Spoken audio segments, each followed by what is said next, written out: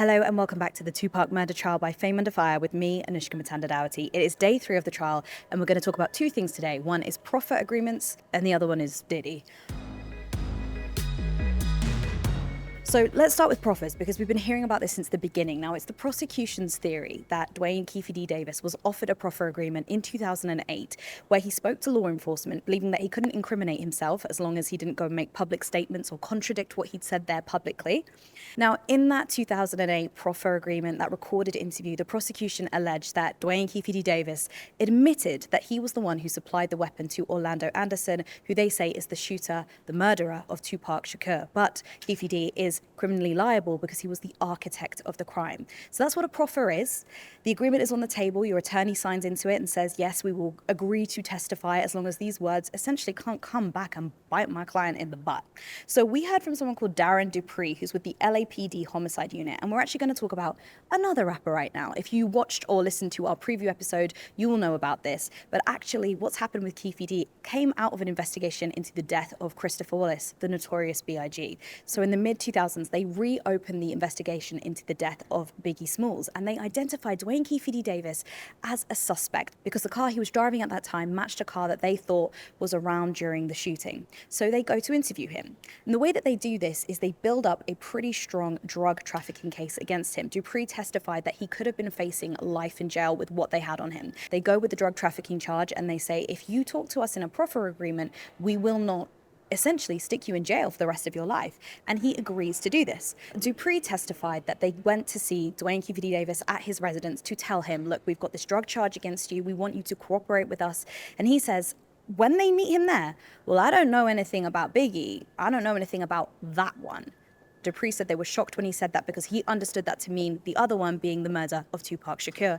And then he says that Keffe D followed it up by saying, we did the other one. Now, Dupree testified that they were not expecting this at all. They were not there to investigate the murder of Tupac Shakur. They were there to investigate the murder of Christopher Wallace. But after saying that, they did agree to sit down with Keffe D and enter that proffer agreement where he would testify this time about what he knew about the murder of Tupac Shakur. They sat down together on December 18th, 2008, and we are going to hear these recordings, I think tomorrow. There's about 5 hours of them to get through. But what Dupree testified was that Keffe D told him the story that the prosecution have been telling the jury and this court thus far, that he was in Las Vegas, that he was after Tupac and Suge Knight as a retaliation for the beating of his nephew Orlando Anderson at the MGM, that he pulled up on the car and he was on the wrong side of the vehicle to fire the shots, so he threw his gun into the back of the car, and originally it went to someone called Andre who did not want to fire the shots, and then Orlando Anderson took the gun and ultimately fired the killing shots that ended up in the death of Tupac Shakur 6 days later. So Dupree is claiming that Duane Keffe D Davis has told them all of this information. He was in Vegas. He essentially was the architect of the crime. He did supply the weapon. It was his nephew who shot Tupac Shakur. So after this 2008 interview, he then becomes an official confidential informant. And then he reveals in later testimony that he believes that it was actually Sean Diddy Combs who offered a sum of money to somebody called Eric Zip Martin. We've heard about him before. He was the connector between Keffe D and Diddy. He offered the money to Zip Martin to give to Duane Davis to carry out the shooting of Tupac Shakur and Suge Knight. Now, this is an allegation that Keffe D has made himself publicly multiple times. He claims it was $1 million, $500,000 for each of them. Now, he recently backtracked on this, but this was something that Dupree testified that he told law enforcement officers. Now, he said that this started a different chain of events because the FBI were involved. Now, the FBI, he said, were pursuing a RICO case against Bad Boy and Death Row Records. Bad Boy Diddy owned, Death Row Records Suge Knight owned. But then Dupree explained to the court that he thought there were two lines of investigation here. He was concerned with the murder of Tupac Shakur, the murder of Christopher Wallace, whereas the FBI were concerned with Death Row Records and Bad Boy Entertainment because they believed that both of those record labels were set up using drug money and essentially functioning as racketeering enterprises. This is trying to solidify that Death Row Records and was built on narcotics and Bad Boy Records. Now, you don't understand this, but I'm from the hood. Everybody knows it was, okay? Everybody knows that those record companies were started with the sales of narcotics. So the feds were looking at a RICO. We cared about the murders. Now, we know that Diddy did go on trial for RICO recently and was not found guilty of that crime, although he is in federal jail for transportation of prostitution on 2 counts. It was interesting to hear that the FBI had been investigating Bad Boy and Death Row for a very long time. So when Keffe D provided testimony, as Dupree alleges, that Sean Diddy Combs offered money to Eric Zip Martin to give to him to carry out this shooting, this interested the Federal Bureau of Investigations, and then it became a mission to get Keffe D to go undercover in New York to reopen the relationship with Eric Zip Martin, to get him essentially to cooperate and say, yes, I was offered money. Sean Puffy Combs was supposed to have given money to Zip Martin to give to Mr. Davis for payment of the Tupac murder. But when they arrived in New York, Dupree testified that Zip Martin was suffering from cancer, he was dying from cancer, and he said he was out of the game. And so that investigation ultimately led nowhere. They didn't find anything on Diddy, they didn't find anything about Bad Boy Records. And so this was quite a revelation for Dupree, because he is alleging in court, and he told the jury, that Duane Keffe D Davis was cooperating with them. He went undercover in New York to try and reopen the relationship with Eric Zip Martin, to get him to corroborate or testify or say in some way that he was given money by Sean Diddy Combs, or Puffy Combs as everyone's calling him at this trial, to basically murder Tupac Shakur and Suge Knight. And although Dupree did say they were trying to solidify the idea that Death Row and Bad Boy were built on narcotics, quote, I'm from the hood, everyone knows they were, they ultimately didn't find that in the investigation. Like I said, this was a big revelation, because we could see the level to which Keffe D had been cooperating with law enforcement, as the prosecution allege. Now, in cross-examination from Michael Sanft, who's lead counsel for Keffe D, his defense lawyer, he said to Dupree, so you're a gang expert, right? And Dupree was like, yes, this was my specialty. I'm also from the area. I know how this works. I know what it's like in Compton. It's a small space. It's a 10-mile radius. Everybody knows each other. They all grew up together. And there was a gang war, essentially, that started after the murder of Tupac Shakur. And Sanft got him to testify to what that looked like in Compton. And he said that there were multiple shootings. We heard in opening statements that an 11-year-old girl lost her life. He repeated that and said there were other people that were shot as well. It was extremely dangerous. If you were from a particular gang, you couldn't go in other areas that you lived in. It was a war, he said. But then Sanft started asking him, was Duane Davis ever shot? Was Orlando Anderson ever shot? Were the two other gentlemen who were allegedly in the car in Las Vegas in that white Cadillac, were they ever shot? Even though people were getting shot in Compton, people were being suspected of them being the murderer of Tupac Shakur, were these men ever targets? In fact, isn't it true that Orlando Anderson, although he was shot and did die, it was in a completely unrelated incident, and he was actually shot by another South Compton Crip, not by somebody from the opposing gang? And Dupree said, yeah, this is all true. So you can see Sanft there trying to introduce the idea that if everybody knew who it was and everybody was out for blood, why wouldn't at least one of the four people inside that car have been a target or a victim of a shooting back in Compton? Now, then you have redirect. So you get direct examination, cross-examination, redirect, recross, recross, redirect, which they love to do in this trial. They're back up and down, getting their steps in left, right, and center. But we've got redirect.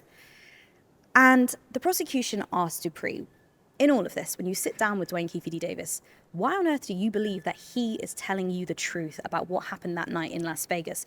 Remember, this is what Sanft, defense counsel, has said. Essentially, my client is a liar. He's been talking out of his ass the entire time. So prosecution picked up on that line of argument and said, why did you think, Dupree, you are a gang expert, you are LAPD homicide unit, you were in the room with him. Why did you think he was being honest? And he said, Orlando Anderson, the nephew of Duane Keffe D Davis, was the prince of the family. Everyone in that family loved him. They adored him, including Duane Keffe D Davis. I did not believe that when he told that story about the murder of Tupac Shakur, that he would have ever implicated his cousin, that he would have ever put that dirt on his hand, saying actually he was the one who fired the killing shots. I didn't think Mr. Davis was lying because he put the gun in his nephew's hand.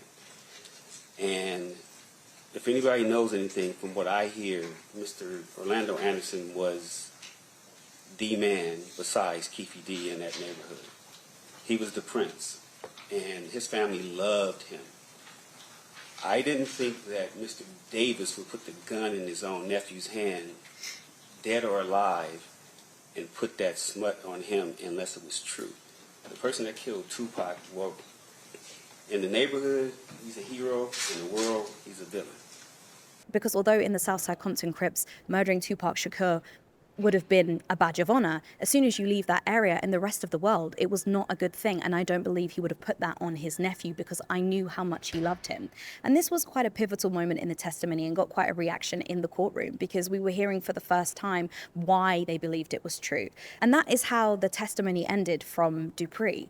And we know that we are going to be hearing around 5 hours of those recordings from 2008 and 2009 where the prosecution alleged that Keffe D admitted to his role in the shooting of Tupac Shakur. We heard in opening statements a clip of him saying, if he was on my side of the car, I'd have shot him myself. So we have a lot to get through in terms of hearing from the defendant himself, which is very, very rare in this trial. Although we'll be hearing from him from the past, we are going to hear about 5 hours of Keffe D talking. Now, the other witness today was Wade Lee, who is a special agent from the FBI.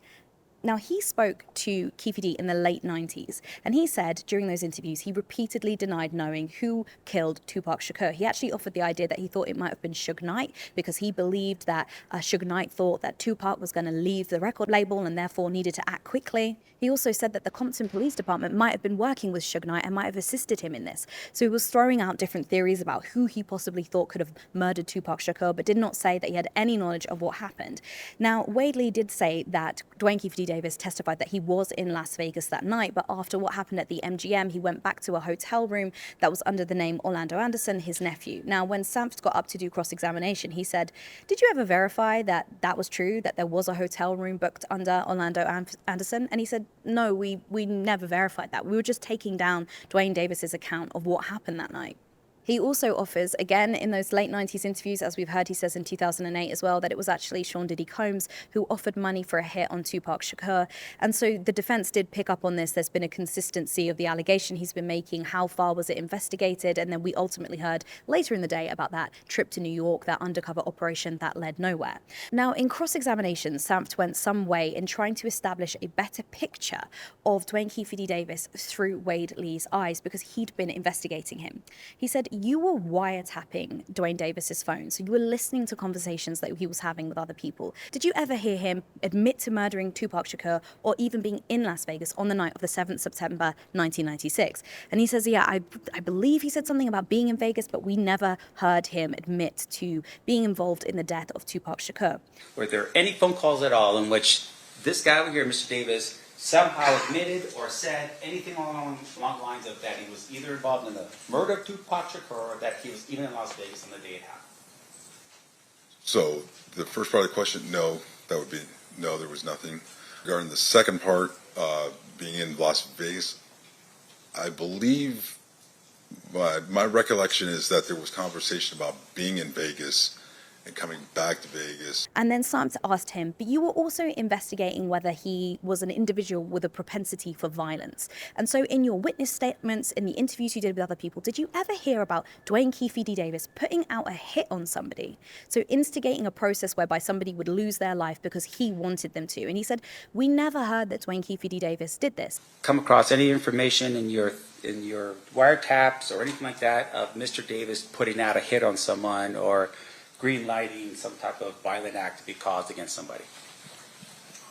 No.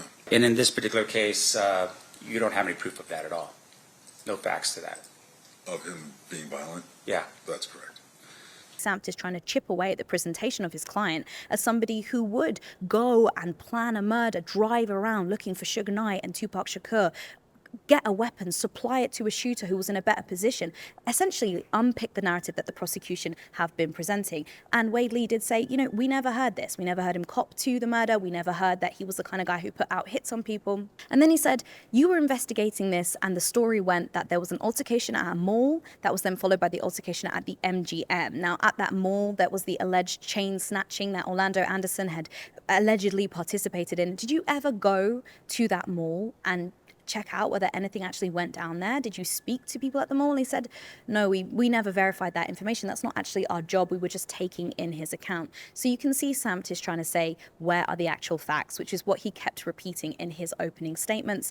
But tomorrow we expect to hear a lot of testimony out of the mouth of Duane Keffe D Davis himself, where he admits, allegedly, according to the prosecution, of being the architect of the murder of Tupac Shakur. Of course, we know that the defense's position is that their client was talking, quote, a lot of crap. app. But that's it for this episode of the Tupac Murder Trial from Fame Under Fire with me, Anoushka Mutanda-Dougherty. If you want to support this channel, please like, hype, and subscribe. We will be doing daily updates from right here in the courthouse in Las Vegas.